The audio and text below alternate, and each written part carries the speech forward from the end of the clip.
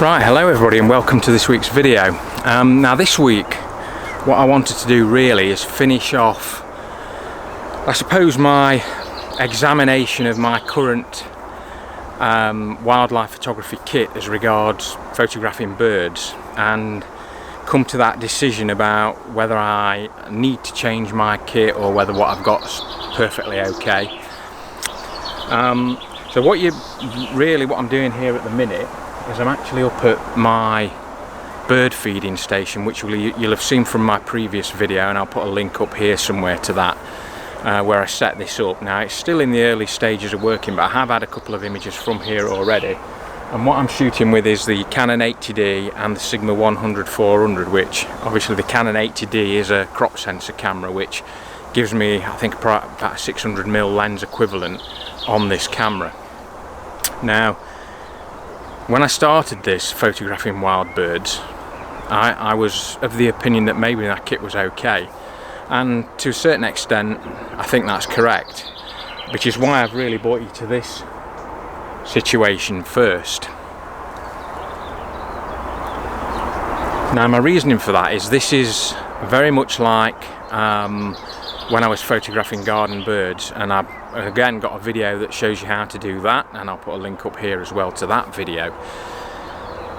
Everything in that video is set up by me. I'm in control of most of the elements, and here, although this isn't on my garden, I'm again in control of most of the elements. So what I've got is a bird feeder which is about 10 meters, I'd say, away from where I'm set up here.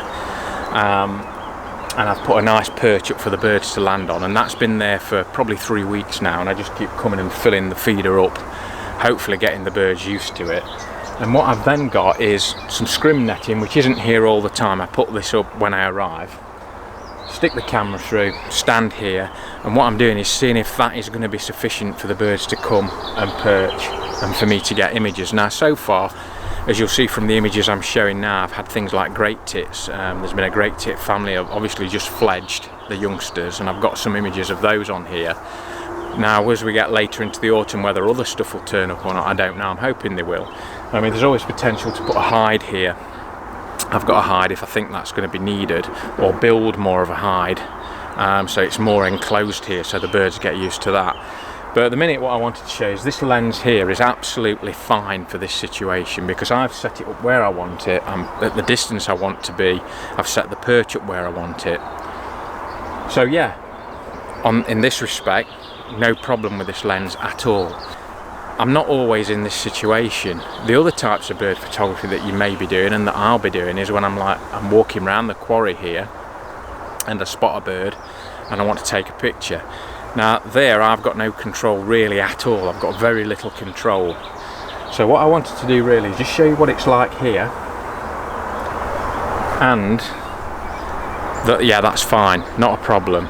But I'm going to then move on and show you actually where it does become a problem, or where I think it becomes a problem, and then I'll go on to show you why I've come to the decision on the lens I've come to. Right, I hope the wind's not messing with the audio too much.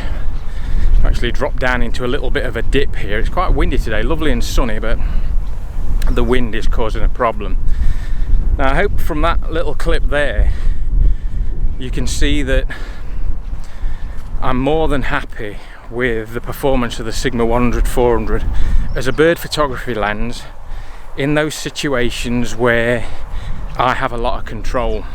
Now as I say, I'm more than happy with the Sigma 100-400 for those situations. It's a brilliant lens, and you know, for the price, when you think that the Canon version, the new 100-400, is about 3 times that price, then you realise that, you know, you're getting a bit of a bargain there in that respect.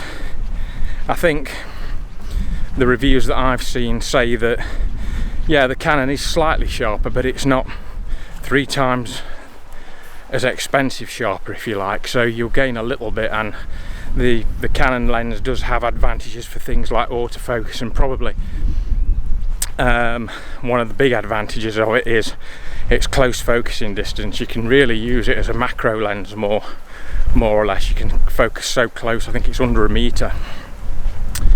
So, you know, it has its advantages there. And the other thing, which I nearly switched to it actually, is the fact that you get one more stop of light at 400mm, so it's f5.6, whereas the Sigma is f6.3. And I have to say, that does focus into my decision that I'll come to at the end of this video, and hopefully you'll see why. But that is one of the, not the major points, but it's a contributing factor into why I think I'll be potentially not getting rid of the Sigma 100-400, but adding to it, should we say.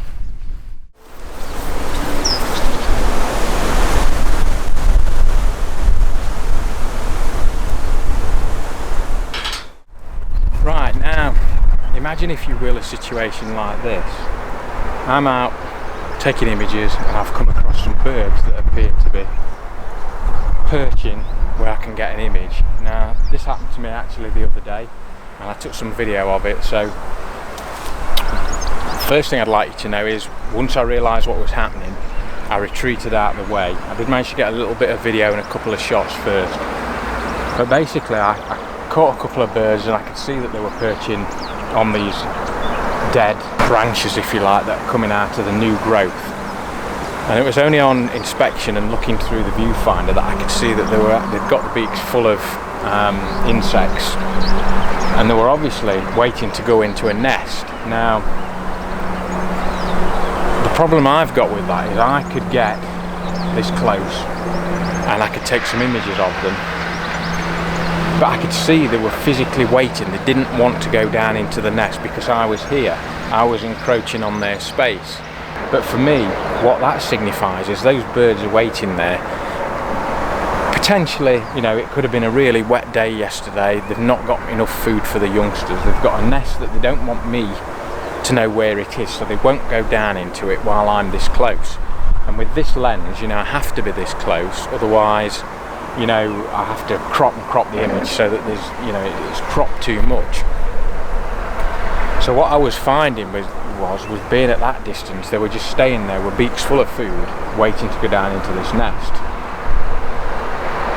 Now that's a major problem for me with this lens. What I always want to do is I'd like to get the shot, but if I'd have been 10-15 feet further back, which I could have been with a different lens, I know that those birds would have been more likely to be comfortable to drop down into the nest, feed the young, come out again.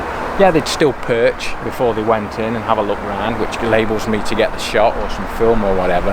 So that's the problem I've found. Now, as I understand, it's you know, that's just one specific situation, and you know, there might be other situations where you can get really close and not cause the birds any stress or an issue. I was just finding that with the smaller birds particularly, that I was having to get so close that I was just spooking them anyway.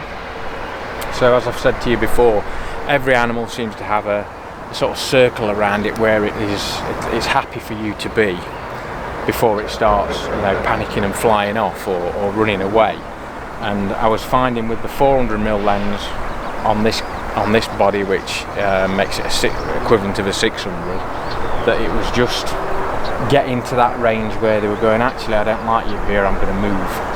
And you know, that is something that, especially when they've got young, that I didn't want to do. So that forced my decision really to get another lens. Right, I found a little bit of shade just to wrap this video up. It's a little bit warm today.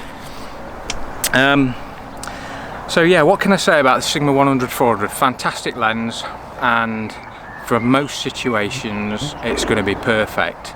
As I say, the reason one of the reasons I bought that lens is because it doubles up as my telephoto landscape lens. So if I'm going to do some landscape photography, it means I've got that telephoto distance if I'm in the mountains or whatever, where I can pull everything together. So I will be keeping that lens. not just specifically for that reason, but also for me as a landscape and wildlife photographer. Anybody who's done wildlife photography for a while will know that you get really quite paranoid about that time when you haven't got your telephoto lens with you and that opportunity just happens.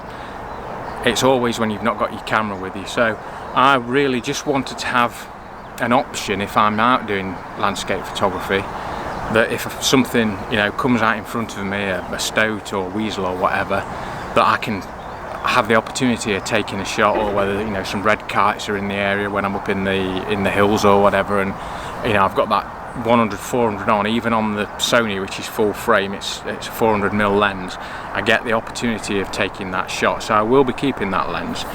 But I hope I've just demonstrated, for me, I always try and put the welfare of the animal first when I'm taking images, and if I think an image is going to affect their behaviour so much that potentially it can cause them harm, I won't take it. I'd rather not take it. I'd rather get the hell out of there. And I just feel that in some situations the 400, especially for wildlife and bird photography, where you've not set it up, where you're not in a hide, where you're not bringing the animals to you, you know, you're encroaching into their space, I just feel a longer lens would be better. So anyway, with that in mind, what decision have I made? Well, I've actually decided to go with the Tamron 150-600 G2, which is the version 2. Now, I'm not saying that anybody else out there should look at this and go, oh well, you know, Scott Till is a landscape and a wildlife photographer and he's saying that, you know, he's going with this lens, so I should go with it. You really should make your own decision. For a long time I was looking at the Sigma 150-600 Sport.